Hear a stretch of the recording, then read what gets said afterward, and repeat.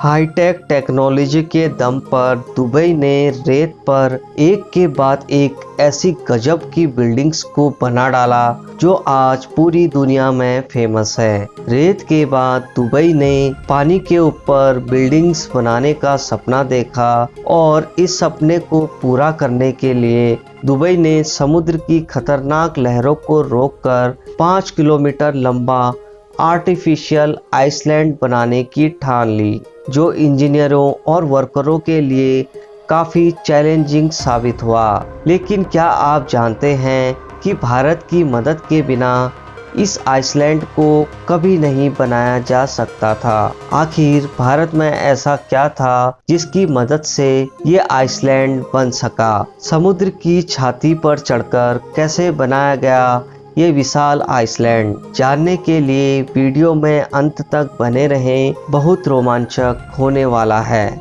और हाँ, अगर आप चैनल पर नए हैं तो चैनल को सब्सक्राइब जरूर कर दें। तो चलिए शुरू करते हैं वीडियो। सबसे पहले आपको ये बताते हैं कि दुबई को समुद्र के ऊपर इस तरह के आइसलैंड बनाने की ज़रूरत क्यों पड़ी, जबकि दुबई तो पहले से ही एक से बढ़कर एक बिल्डिंग्स बना चुका था। दोस्तों, दुबई के पास जितना भी पैसा है वो कच्चे तेल के दम पर है, लेकिन अब यही कच्चा तेल समाप्ति की कगार पर है। और वहीं दूसरी ओर मार्केट में अब इलेक्ट्रॉनिक गाड़ियां उतर आई हैं, जिसने दुबई की चिंता को और बढ़ा दिया।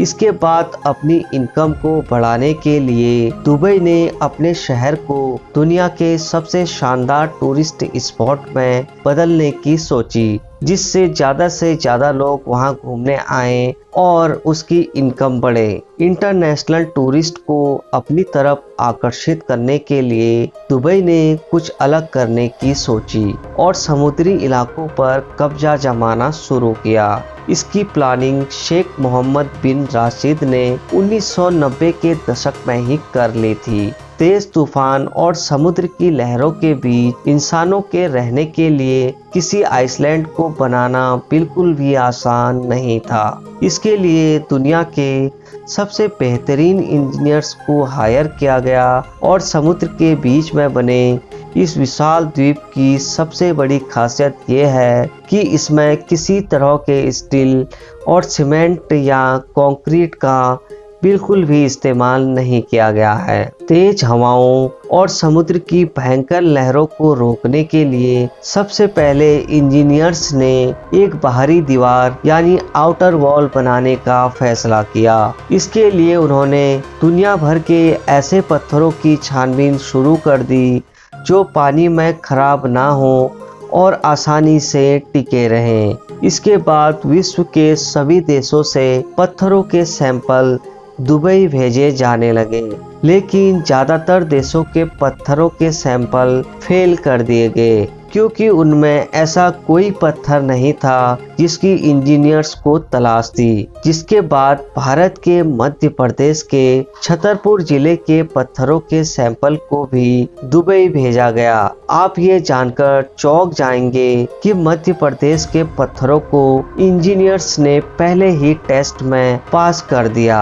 इसके बाद भारत को ग्रेनाइट पत्थर को दुबई भेजने का काम सौंप दिया था। इसके बाद भारत के छतरपुर की कटेहरा खदान से ग्रेनाइट पत्थरों को तैयार किया जाने लगा। जब पत्थरों की कटाई पूरी हो गई तो उन सभी पत्थरों को गुजरात में स्थित बंदरगाह पर भेजा गया और वहां से ये ग्रेनाइट पत्थर दुबई भेज दिए गए थे। छतरपुर से गुजरात तक ग्रेनाइट पत्थरों को पहुंचाने में 1 महीने से भी ऊपर का समय लग गया था, क्योंकि इनका आकार और वजन काफी भारी भरकम था। दुनिया का विशाल पाम आइसलैंड आज भी भारत से भेजे गए पत्थरों पर टिका हुआ है। जब ये पत्थर दुबई पहुंचे तो इन पत्थरों को समुद्र में डाला जाने लगा और पत्थरों की पोजीशंस को फिक्स किया जाने लगा, क्योंकि इस दौरान अगर एक भी पत्थर अपनी पोजीशन से हिल जाता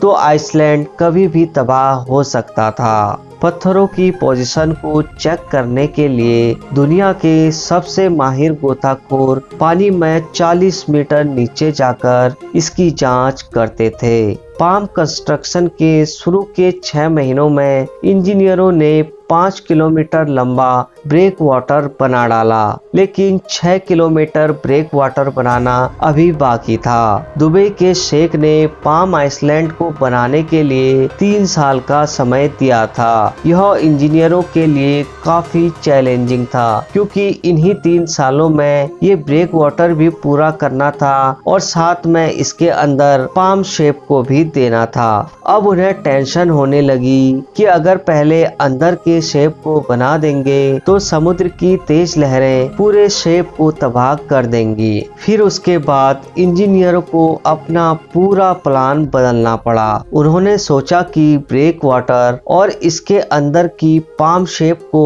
एक साथ बनाएंगे, लेकिन सर्दियों के मौसम में तेज हवाओं की वजह से समुद्र में हलचल पैदा होने लगती है। ऐसे में काम करना बिल्कुल भी आसान नहीं था और इसी चीज को ध्यान में रखते हुए कंस्ट्रक्शन को 3 महीने के लिए रोक दिया गया। इसके बाद फिर से काम शुरू हुआ और रेत भरी जाने लगी। आपको ये बात चौंका देगी कि दुबई रेत पर बना हुआ है, लेकिन फिर भी पाम टापू को बनाने के लिए रेत को कहीं और से मंगवाया गया। इसका कारण ये था कि दुबई में जो रेत है वो पानी में आसानी से घुल जाती है और इतने बड़े आइसलैंड को दुबई की रेत के द्वारा कभी भी पूरा नहीं किया जा सकता था। पाम आइसलैंड को बनाने के लिए 120 क्यूबिक मीटर रेत की जरूरत थी, जिसका वजन 1.5 करोड़ टन होना चाहिए था। यह वाकई में इंजीनियरों के लिए दिमाग को हिला देने वाला टास्क था।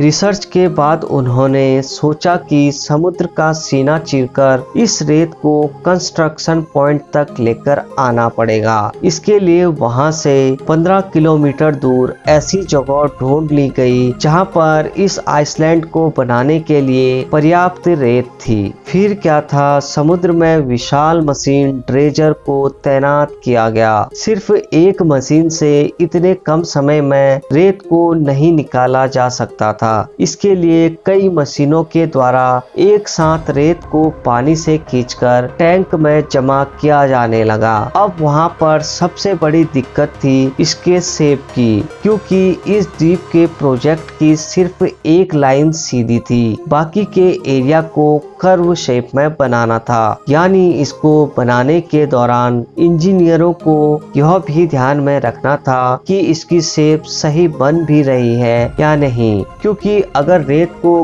गलत पोजीशन में स्प्रे किया गया तो इसकी शेप तो बिगड़ेगी ही, साथ में समय और पैसा दोनों की बर्बादी होगी। जिसके लिए आसमान में पृथ्वी के चक्कर काट रही सैटेलाइट की मदद ली गई। इस सैटेलाइट ने 650 किलोमीटर ऊपर आसमान से पाम जुमेराह साइट की तस्वीरें ली और इन तस्वीरों के मुताबिक अभी तक का जो काम था वो बिल्कुल परफेक्ट था और प्लान के हिसाब से ही हो रहा था। लेकिन ड्रेजर मशीनों के द्वारा केवल अंदाज लगाकर समुद्र में रेत को स्प्रे किया जा रहा था, जिससे काफी मुश्किलें हो रही थी, क्योंकि ये काम अंधेरे में तीर चलाने जैसा था। इसके लिए इंजीनियरों को कुछ अलग सोचना पड़ा ताकि रेत को एक्यूरेट पॉइंट पर स्प्रे किया जा सके। इसके लिए वर्कर्स के हाथ में जीपीएस पकड़ा दिए गए और उन्हें आइसलैंड के किनारे पर वॉक करने को कहा गया, जिसके बाद जीपीएस की लोकेशन को कैच करके सेव कर दिया जाता था। जीपीएस का ये डाटा ड्रेजर मशीनों को भेजा जाता था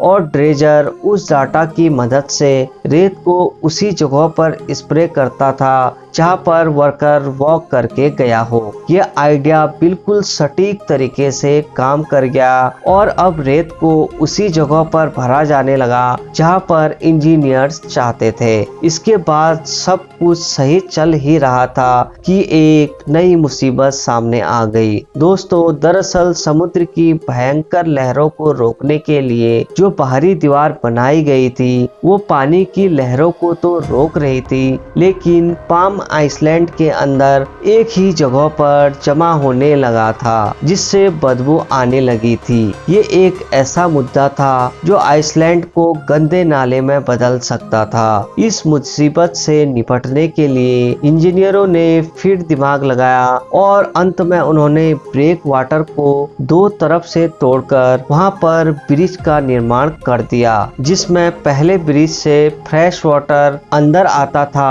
और दूसरे ब्रिज से जमा हुआ बदबूदार पानी द्वीप से बाहर कर दिया जाता था। इसके बाद पाम द्वीप की 16 शाखों को कंप्लीट कर दिया और ड्रेजर मशीनों को लगातार 2 साल चलाने के बाद बंद कर दिया गया। आइसलैंड का बेस बनकर तैयार हो गया था और अब बारी थी इसके ऊपर आलीशान होटल, विला, शॉपिंग मॉल बनाने की। इसी बीच फिर से एक नई मुसीबत ने इंजीनियरों का दिमाग घुमा दिया, क्योंकि कहीं कहीं पर रेत पानी में डूबनी शुरू हो गई थी। शेख के इस ड्रीम प्रोजेक्ट के अनुसार इस द्वीप पर रोड और कई आलीशान बिल्डिंग्स को खड़ा किया जाना था। इसके लिए आइसलैंड की रेत का ठोस होना बहुत जरूरी था।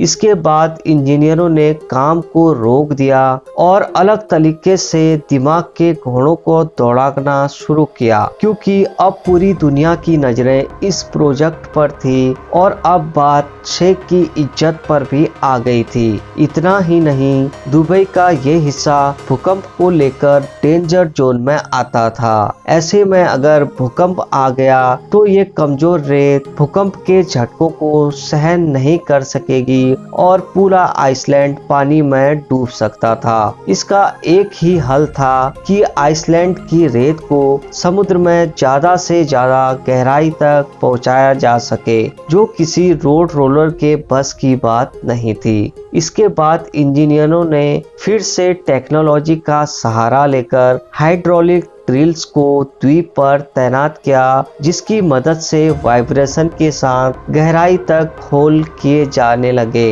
वाइब्रेशन की मदद से रेत को पूरे आइसलैंड पर सॉलिड तरीके से भरा जाने लगा और आइसलैंड मजबूत हो गया। जिस द्वीप को 7 साल से भी ज्यादा का समय लगना था, उस द्वीप को करीब 50,000 वर्कर्स ने सिर्फ 3 साल में बनाकर तैयार कर दिया था। इसके ऊपर एक से बढ़कर एक बिल्डिंग बनाने के बाद 2009 में इस आर्टिफिशियल द्वीप के दरवाजे पब्लिक के लिए खोल दिए गए। इस द्वीप पर बने एक से एक विला को दुनिया भर की हस्तियों ने खरीदा है। फिल्म एक्टर शाहरुख खान ने भी यहाँ 200 करोड़ का एक शानदार विला खरीदा है। लेकिन दोस्तों, इंसान चाहे कितनी भी तरक्की कर ले, लेकिन अगर प्रकृति के साथ जो छेड़छाड़ करी तो इसका अंजाम बुरा ही होगा। दुबई ने भी कुछ ऐसा ही किया है। भले ही आर्टिफिशियल पाम जुमेरा को बनाने में दुनिया के माहिर इंजीनियरों ने कोई कसर नहीं छोड़ी,